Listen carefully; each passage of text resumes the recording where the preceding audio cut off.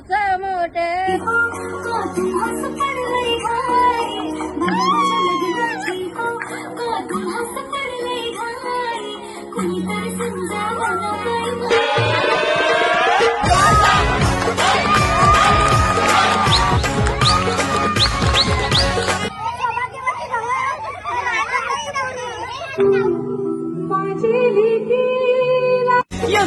करवल्या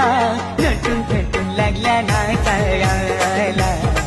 या गो करवल्या नटून मला मिळाली अंडीपासून आंब्याच्या झाडावर बसलाय मोर बेनीचा बापूस आराम